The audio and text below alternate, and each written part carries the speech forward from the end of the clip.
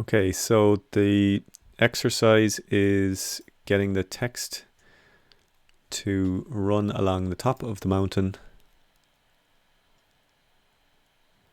and then to kind of disappear off the right hand side of the screen as if it's coming around into the foreground and then up along the front hill there, but behind the ridge of the hill and the church. Okay, so this is going to allow us to use text animators, text properties, and it's going to allow us to use a mask as well. So we'll just look at that one more time in real time, and then we'll do it quickly, go through the steps. Okay. Right, so I will just delete the two text layers so that we just have the mountain, and I'm going to create a piece of text that's going to be the right size and the right length to give the effect of running up the mountain. And I'll just give that a darker color so that we can see it and scale it down. Okay, so this text is going to need to be put on the baseline that maps onto the edge of the mountain. So first thing I'll do is I'll select the text so that the mask I draw is going to be drawn on that layer, and I'm going to just draw using the pen tool around that. Yeah, should be a little bit more careful than that.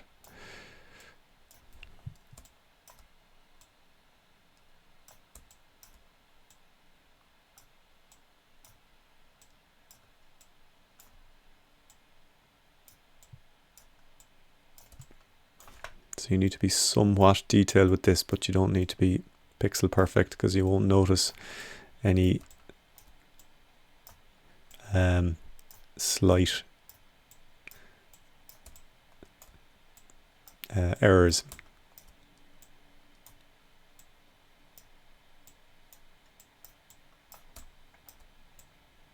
So we're just going to leave the end of the path open and fit that back in so you can see it. So we've got it pretty well covered, or the mountain pretty well covered by our mask.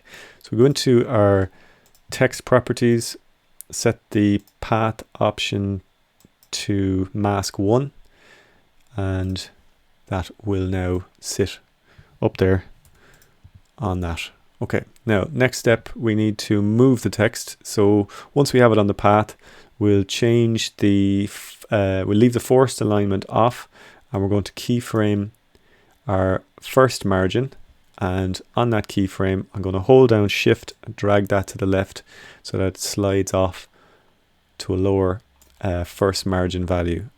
At 3 seconds, or we go 4 seconds, it's going to move off and to the right. We'll just preview that to see it doing its thing, and that looks fine. Now, so we need another piece of text now in the foreground, and this is going to be larger.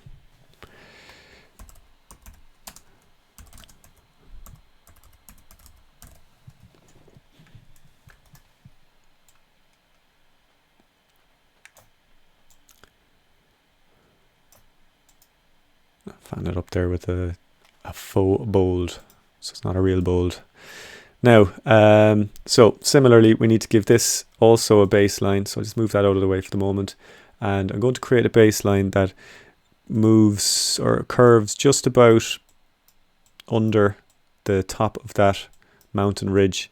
Reason being that we want the text to kind of come up and partially come over the top of the mountain, and then we're going to mask it off so it looks like it's behind. So I'll go back into my text properties on the new layer and change the path options to mask 1, and I'm going to need to reverse that so that it pops back up, and then I'm going to use the same first margin, hold down shift, slide it off to the right. Now you hold down shift just to move in bigger increments down here, and give that a second before it comes in, and go about it to 8 seconds and slide that over there.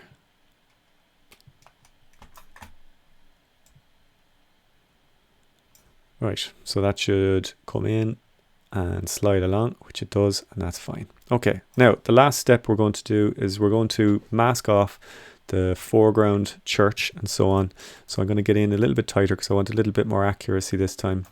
And we're going to start our mask.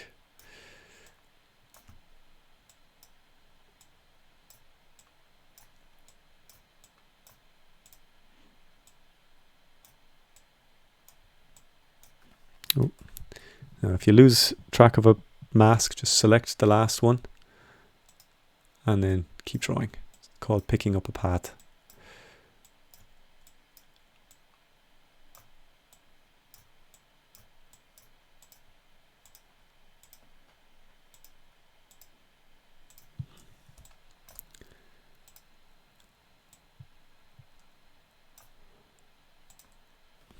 Let's do it again there.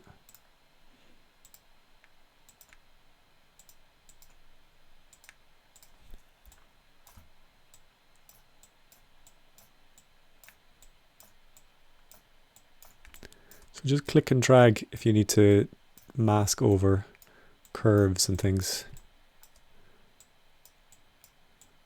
And you'll get the hang of it after a while. It becomes quite intuitive. Now, the difference here is we need to close this mask. So I need to go down here, and then back up till I see the circle. And now I have a closed mask. Okay, now this is going to be doing a different job in that it needs to show and hide the text. And at the moment it's doing it the wrong way around. It's showing it in the foreground and it's not showing it poking up over the top. All that means is that we have to type M to bring up the masks and change that last mask to subtract so that it actually eats into the bottom of the text and creates the illusion that the text is actually behind that hill.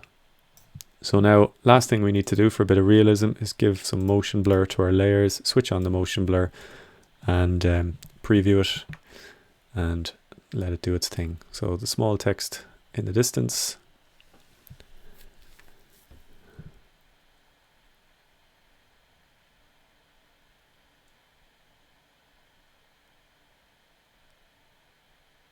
Okay, seeing it a little bit sloppy there on the side of the church spire, but you get the idea.